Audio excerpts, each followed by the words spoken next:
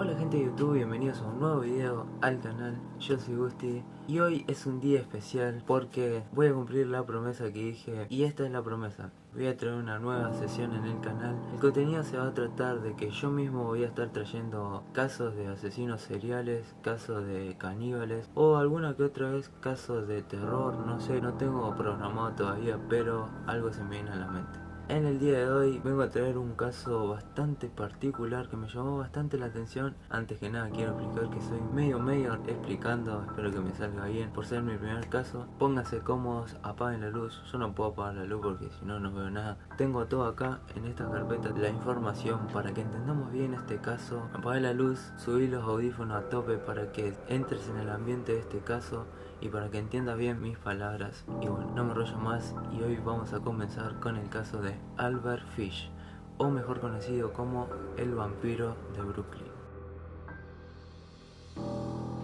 Hamilton Howard Fish nació el 19 de mayo de 1870 en Washington DC, Estados Unidos. Si bien el nombre con el que nació es Hamilton, ahora se van a dar cuenta por qué es más conocido como Albert Fish. Bien, él perteneció a una familia bastante particular y se podría decir que muy anormal. Ya se van a enterar por qué. Sus padres eran Randall y Ellen Fish. De este matrimonio salieron 4 hijos y Albert era el menor de todos ellos. Sus hermanos se llamaban Walter, Annie y Edward Fish. Porque dije al principio que esta era una familia un poco anormal, porque se dice que muchos de sus familiares, no solamente los que mencioné, sino digamos los de alrededor, habían padecido enfermedades mentales y alguno que otro había sufrido manías religiosas. En simples palabras, eran locos religiosos. Su madre, Ellen, tenía constantes alucinaciones y afirmaba oír voces que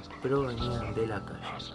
Algunos de los tíos de Albert habían estado internados en psiquiátricos, por lo cual hago alusión a esto de que la familia no era, digamos, bastante normal como cualquier familia. Volviendo al ámbito familiar de las personas que mencioné, digamos, el círculo familiar más cercano de Albert, Randall, su papá, trabajaba como capitán de un barco de río, pero para el año 1870, o sea el año en el que Albert nació, trabajaba como fabricante de fertilizantes. Pero todo iba a cambiar un 16 de octubre de 1875 porque Randall Fish, el padre de la familia, iba a morir por un infarto de miocardio en la estación Sick Street del ferrocarril de Pensilvania.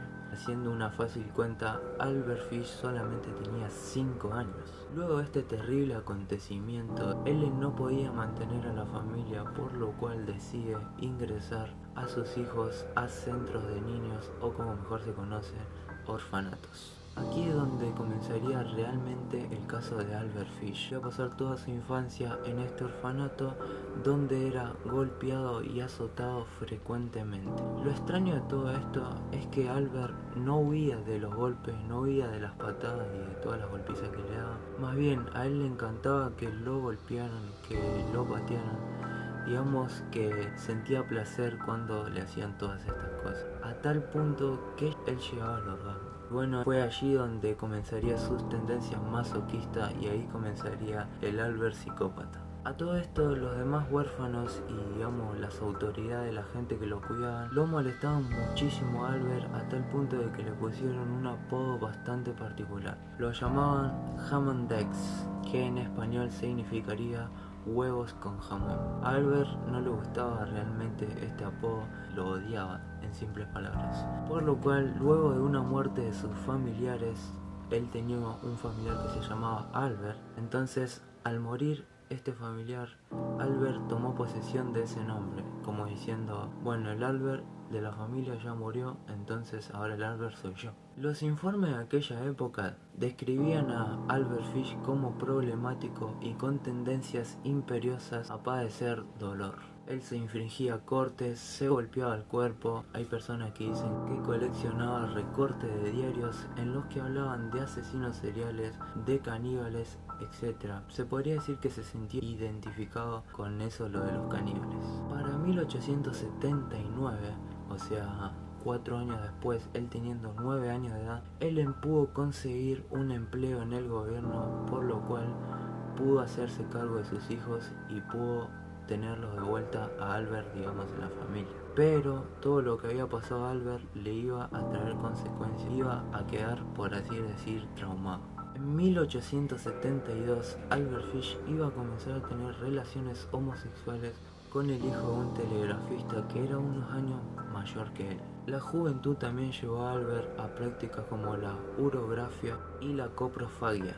Por acá abajo te voy a dejar lo que significa ambas palabras, que la verdad es muy complicado pronunciarlas, estuve como 3 horas pronunciando. Una vez que se gradúe de la escuela, entre los 12 y 15 años de edad, Albert comienza a frecuentar baños públicos, digamos, cualquier baño público, donde se excitaba con los olores y con los sonidos, digamos, cuando se ponen a orinar, o el olor mismo de la orina, digamos que se excitaba. También iba constantemente a piscinas públicas donde podía ir a ver a jóvenes desnudos. Digamos que se pasaba casi todo el fin de semana en esos lugares. En 1890, Albert decide dejar Washington DC para mudarse a New York, donde comenzaría una vida nueva para él. Allí, con apenas 20 años de edad, comenzó a prostituirse y también a violar jóvenes muchachos. A diferencia de los que trabajan de esa profesión, digamos, en la prostitución, Albert no buscaba el dinero,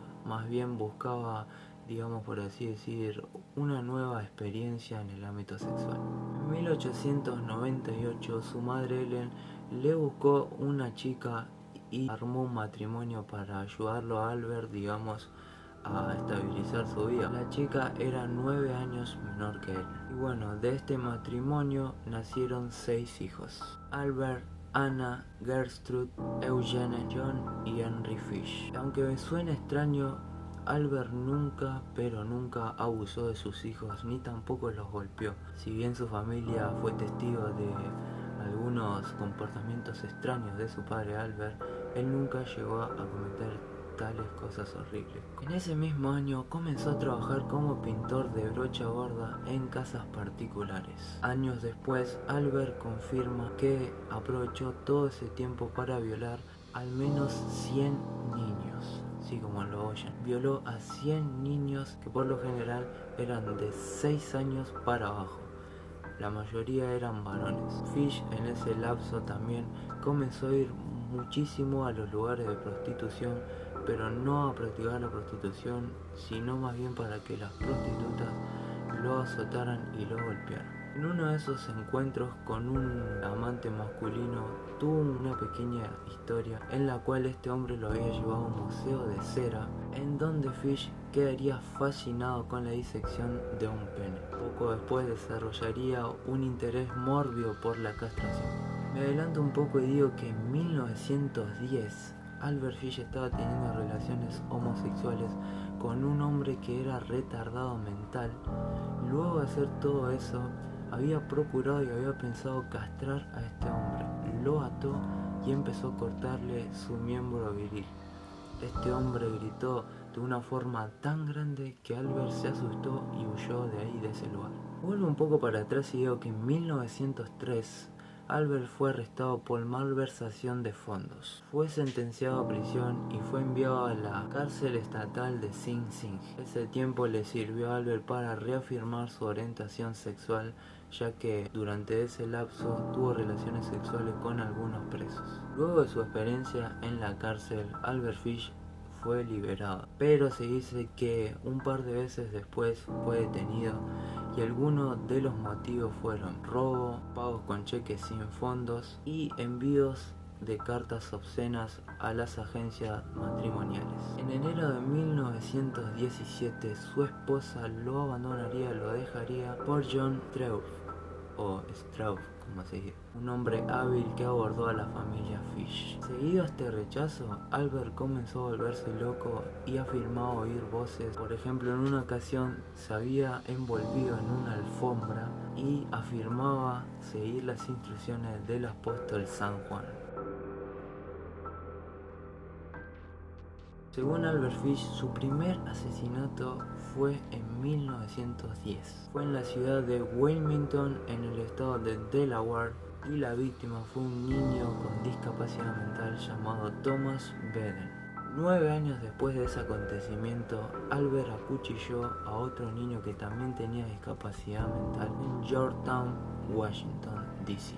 La siguiente víctima llegaría el 15 de julio de 1924. El niño se llamaba Francis McDonnell y apenas tenía 8 años de edad. Murió en Staten Island, una isla del estado de New York. Al parecer, el asesino había estado acechando al niño durante días, lo iba a ver constantemente, iba pensando cómo iba a hacer todo. El pequeño niño fue encontrado en un bosque y aparentemente había sido estrangulado. Otro de sus casos ocurrió el 11 de febrero de 1927. Un niño de 4 años, tan solamente 4 años, llamado Billy Gaffney, se encontraba jugando en el patio con su amigo que se llamaba Billy, pero el apellido Beaton. Él tan solamente tenía 3 años. Ambos ese día desaparecieron, pero por alguna razón extraña, el chiquito, Billy Beaton, lo habían encontrado en un tejado cerca del apartamento en donde vivían. Cuando los padres llegaron al niño, le preguntaron dónde estaba Gaffney y este niño contestó: el coco se lo llevó. Paralelamente a esto, un hombre llamado Joseph Meehan, un conductor de tranvía de Brooklyn, afirmó haber visto a este hombre, Albert Fish, en el tranvía con el niño, que lloraba mucho, que quería ir con la madre, y este hombre ya grande, Fish, lo apretaba y le decía que se callara y arrastrándolo al tranvía se lo llevó. El cuerpo de Gaffney nunca fue encontrado. Albert Fish había enviado una carta a sus padres relatando lo que había hecho con su hijo Billy Gaffney, y la carta la tengo acá.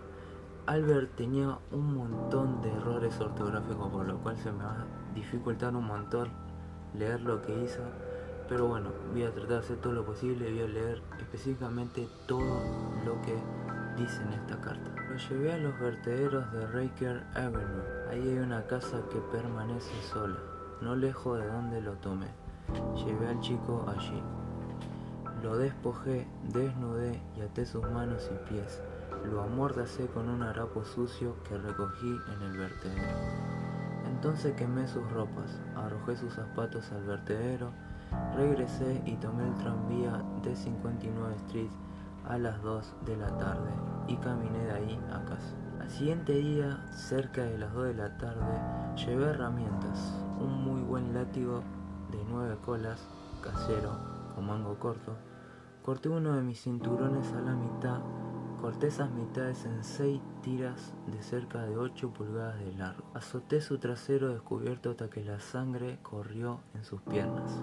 Corté las orejas, la nariz, corté la... Lo siento, tengo un perfume que tira perfume durante cada hora. Corté las orejas, corté la nariz, corté la boca de oreja a oreja. Le saqué los ojos, por supuesto, ya estaba muerto. Enterré el cuchillo en su vientre, acerqué mi boca a su cuerpo y bebí su sangre. Paro un momentito acá y digo que justamente por eso a este hombre le llamaban el vampiro de Brooklyn, como lo ves en el título. Le decían el vampiro de Brooklyn porque justamente este caso se había acercado al cuerpo de este niño y había bebido su sangre, como lo hacen los vampiros en las películas. Prosigo con la carta. Recogí 4 sacos viejos de patatas y reuní una pila de piedras. Entonces lo corté en pedazos. Tenía un fardo conmigo. Puse su nariz y orejas y unas cuantas rajas del vientre en el fardo. Entonces lo corté por el centro del cuerpo, justo debajo del ombligo. Después, a través de sus piernas, aproximadamente 2 pulgadas debajo de su trasero.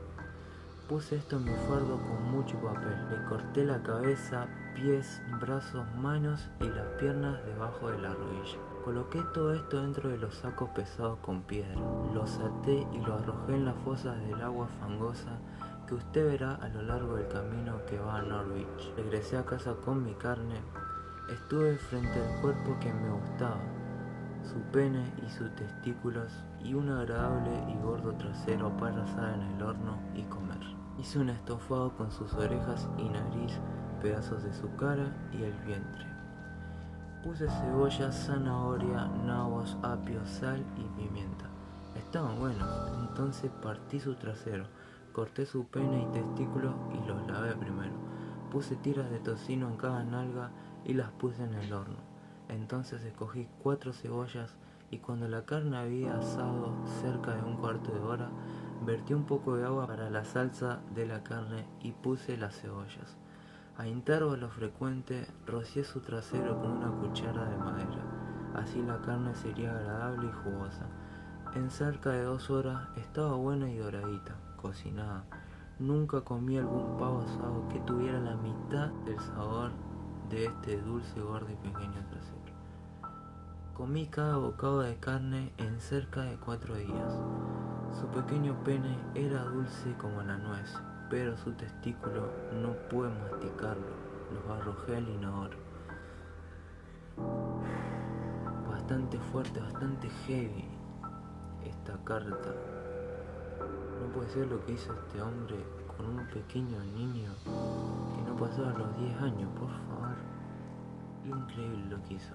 Pasado este asesinato, esta descuartición de este cuerpo de este pequeño niño, el fin de Albert iba a comenzar de esta forma. El 25 de mayo de 1928, Edward Butt, un hombre de 18 años, joven, había puesto en los clasificados, ponía su servicio para comenzar a trabajar en el país. Había puesto su nombre y apellido, su edad, su dirección, etcétera, etcétera. Albert, ya con 58 años de edad, visitó a la familia Butt con el pretexto de que iba a contratar a Edgar Butt. Pero no se presentó como Albert Fish, se había presentado como Frank Howard, supuestamente un granjero. Al llegar conoció toda la familia, pero en particular conoció a Grace, que era la hermanita más chica de Edward, que contaba con tan solo 10 años. Albert prometió contratar a Edward y dijo que al cabo de unos días iba a pasarlo a buscar. Dicho y hecho, Albert pasó unos días, vino a la casa, como ya dije, como Frank Howard. Vino, pero digamos, no solamente a contratar a Edward, sino que también vino a tratar de convencer a los padres de Grace, que se llamaban Delia Flanagan y Albert Butt. Y Albert, para información de ustedes, convenció a los padres de que la dejara ir a Grace con él a una fiesta de cumpleaños que hacía supuestamente en la casa de la hermana. Albert, luego de eso, se marcha supuestamente a un cumpleaños y nunca más siguió un rastro de Grace Butt. 2 años después, precisamente el 5 de septiembre de 1930, luego de tanta búsqueda de buscar de acá para allá a Grace Butt, la policía arrestó a Charles Edward Pope como sospechoso de la desaparición de Grace. Pope tenía 66 años de edad y se parecía muchísimo a Albert Fish. Fue acusado por su propia esposa de la desaparición de esta niña y pasó 108 días en la cárcel, digamos, entre su arresto y juicio verificado el 22 de diciembre de 1930. 4 años después, en noviembre de 1934, con la policía completamente desorientada de la desaparición de Grace, porque si bien dije, el caso de Pope había sido verificado, no era él el que había tomado a esa niña. Luego de 4 años, la policía estaba completamente perdida, no sabía ni dónde estaba ni qué había pasado con eso, no habían resolvido el caso. Cuestión a esto, llega noviembre del 34 y los padres de Grace reciben una carta anónima, la cual conduce a la policía directamente hacia Albert Fish. Voy a leer la carta que Albert Fish le envía a los padres de Grace, un relato bastante conmovedor, bastante fuerte, pero la carta se divide en 2 partes.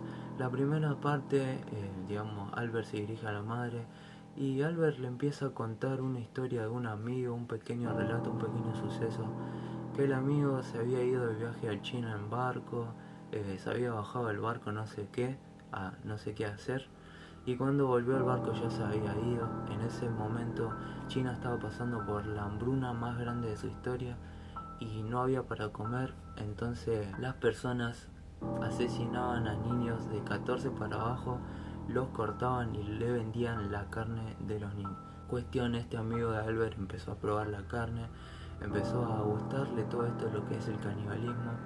Un pequeño detalle es que la parte más cara del cuerpo de un niño era el trasero, así como leí.